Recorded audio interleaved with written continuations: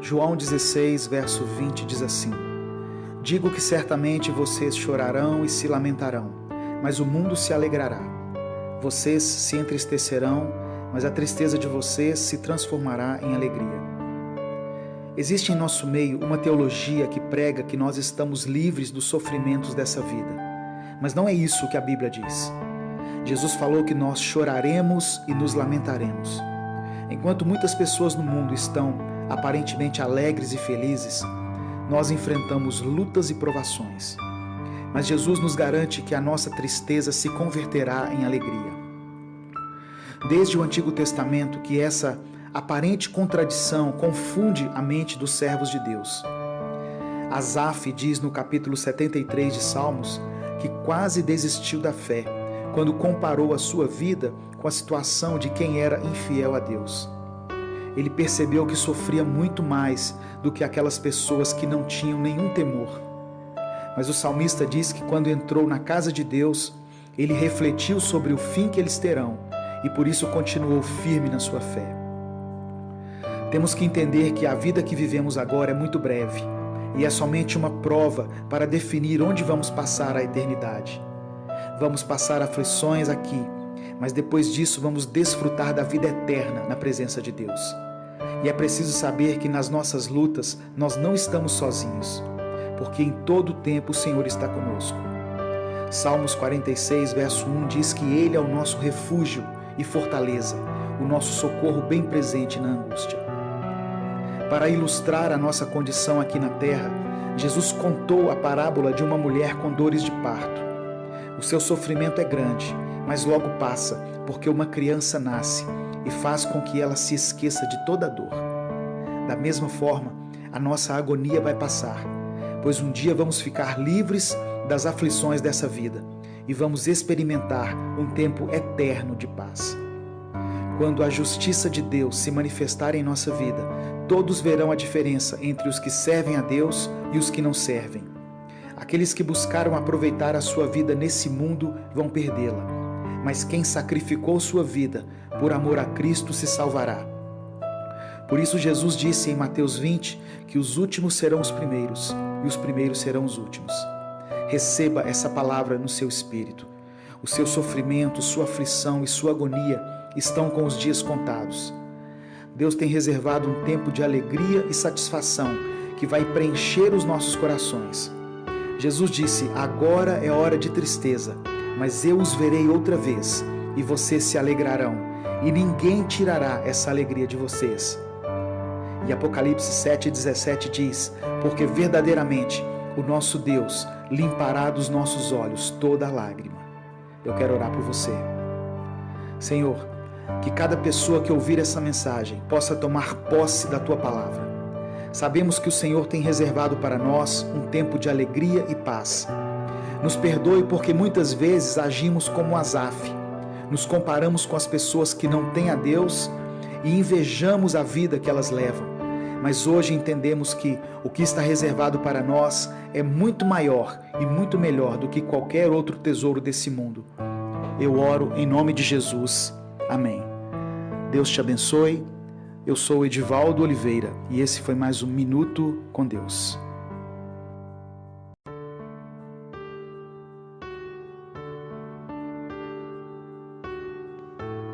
Filipenses capítulo 2, verso 13 diz assim: pois é Deus quem efetua em vocês tanto o querer quanto o realizar, de acordo com a boa vontade dele. Deus está agindo na sua vida, mesmo que você não esteja vendo ou percebendo esse agir. Muitas vezes, nós não temos paciência para esperar a ação de Deus. Ficamos ansiosos, queremos que em todo tempo aconteça algo diferente e grandioso conosco, sendo que o maior presente que poderíamos receber de Deus, nós já recebemos, que é a salvação em Cristo. Mas passamos a vida inteira correndo atrás das coisas deste mundo. Deus opera, na maioria das vezes, em silêncio. Paulo escreveu aos Filipenses para que eles não ficassem ansiosos, mas que levassem os seus pedidos a Deus, pela oração e súplica, com ação de graças.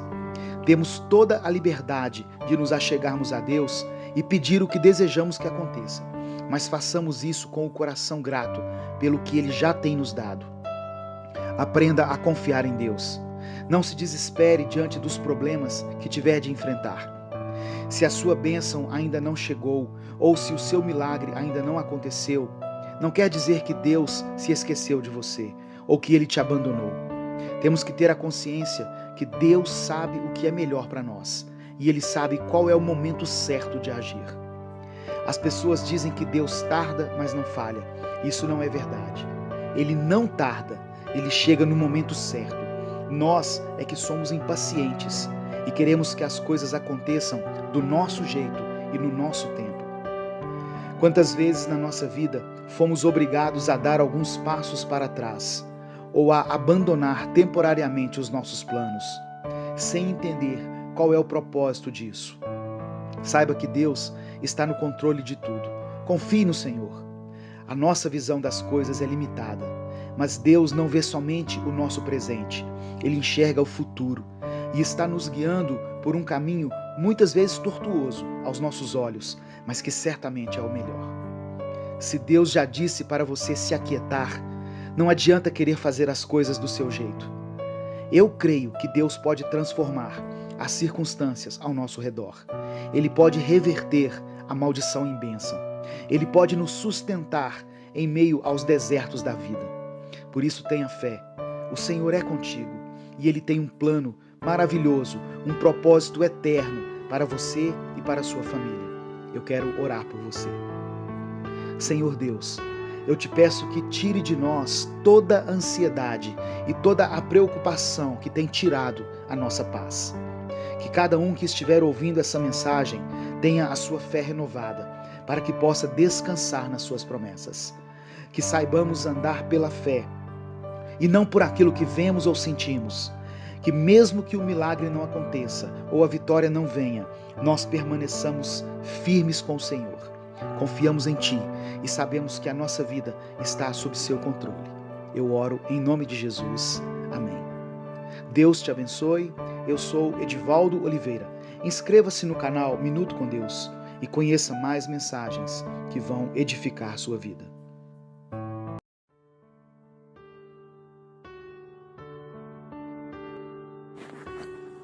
Mateus capítulo 8, versículos 24 ao 26 diz assim: E eis que no mar se levantou uma tempestade, tão grande que o barco era coberto pelas ondas. Ele, porém, estava dormindo. E os seus discípulos, aproximando-se, o despertaram, dizendo: Senhor, salva-nos, que perecemos. E ele disse-lhes: Por que temeis, homens de pouca fé? Então, levantando-se, repreendeu os ventos e o mar, e seguiu-se uma grande bonança. Muitas vezes Deus permite que passemos pelas tempestades em nossa vida. Mas saiba que em tudo Deus tem um propósito. Nada acontece por acaso. Quando Jesus está no nosso barco, nós podemos passar pelas tempestades com confiança. Ele não vai permitir que naufraguemos. E Deus usa as tempestades para nos ensinar algumas lições. As tempestades acontecem para que nós aprendamos a depender de Deus. Muitas vezes queremos andar independentes, confiantes na nossa capacidade e nas nossas habilidades para resolver as coisas. Mas assim como as tempestades vêm do alto, o socorro para elas também virá do alto. As tempestades fazem com que nos aproximemos mais de Deus, pela oração. Os discípulos clamaram a Jesus quando perceberam que corriam risco de morte. O ser humano busca a Deus com mais intensidade quando passa por grandes adversidades e principalmente quando se vê cercado pela morte. As tempestades nos ensinam que precisamos ter fé para vermos o milagre acontecer na nossa vida. Mesmo tendo visto Jesus fazer tantas coisas maravilhosas, os discípulos ainda não tinham fé suficiente para confiar nele. Mas depois daquela experiência, eles entenderam que aquele era realmente o Filho de Deus, a quem até o mar e o vento se submetiam. As tempestades, elas também nos mostram que não existem problemas tão grandes que Deus não possa solucionar. Por pior que seja a tempestade que chegou até você e sua casa, Deus é poderoso para acalmar o mar e os ventos e fazer com que tudo volte ao normal. Deus permite as tempestades, porque depois delas seguirão tempos de bonança. Eu não sei que tipo de problemas você tem enfrentado em sua vida, quais são as tempestades que têm te atemorizado. Não importa se seus problemas estejam ligados ao seu casamento, à sua vida sentimental, suas finanças, ou se o inimigo se levantou para destruir a sua família. Se são enfermidades, não importa. Deus pode trazer tempos de bonança outra vez sobre a sua casa. Tenha fé. Eu quero orar por você. Senhor, eu quero levantar a minha voz por aqueles que têm enfrentado tempos difíceis, pelos irmãos que passam pelas tempestades da vida e que se sentem desprotegidos em meio a tanta fúria dos mares e dos ventos. A tua palavra diz que o Senhor é a fortaleza do pobre e do necessitado. Sei que podemos contar contigo na nossa angústia. Tu és o nosso refúgio contra as tempestades que querem nos destruir. Nós confiamos no Senhor. Cremos que o Senhor tem poder para fazer cessar os ventos contrários e estabelecer uma paz acima de qualquer circunstância. Dê ordem aos mares e aos ventos, Pai. Faça com que se aquietem e que venham tempos de bonança e refrigério. Eu oro em nome de Jesus. Amém. Deus te abençoe. Eu sou Edivaldo Oliveira e esse foi mais um Minuto com Deus.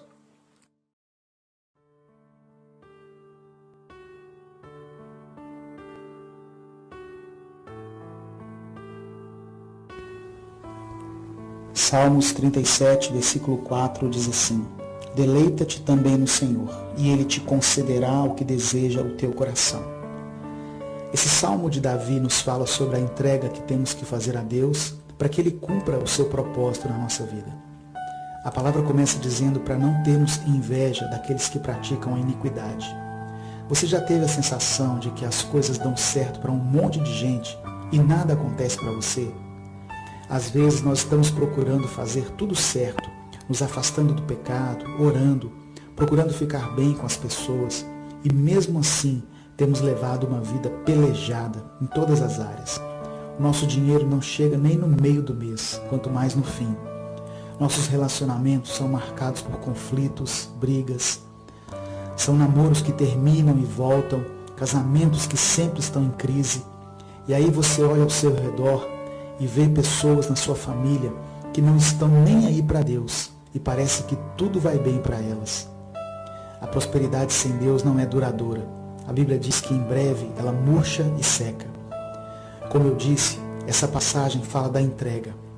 A parte mais dolorosa em relação aos nossos sonhos é quando Deus nos pede para entregar tudo para Ele. O verso 3 diz assim: confia no Senhor e faz o bem. Se você tem um sonho, lute para conquistá-lo, mas cuidado com os atalhos, que podem até parecer que são os melhores caminhos. Mas se você tiver que negar sua fé, se afaste deles. Faça o bem, faça aquilo que é correto. Sucesso é ter um sono tranquilo, livre de toda culpa e acusação. Outra coisa que chama atenção aqui é o verso 4, que diz: deleita-te no Senhor e Ele concederá o que deseja o seu coração. Se nós agradarmos a Deus, Ele nos ajudará a realizar nossos sonhos. E o que agrada a Deus? Quando eu levo uma vida santa, eu alegro o coração de Deus. E também quando eu me disponho a cuidar daquilo que Deus mais ama, que são pessoas. Nenhum sonho pode ser bom se não abençoar outras pessoas. Um sonho onde só você ganha não pode ser um negócio de Deus. E para finalizar, o versículo 5 que diz: entrega o teu caminho ao Senhor, confia nele e Ele tudo fará. Nós temos uma maneira de ver as coisas, mas Deus tem outra. Enquanto a nossa visão limitada nos permite ver o agora e tentar prever o futuro, Deus contempla o nosso passado, presente e futuro.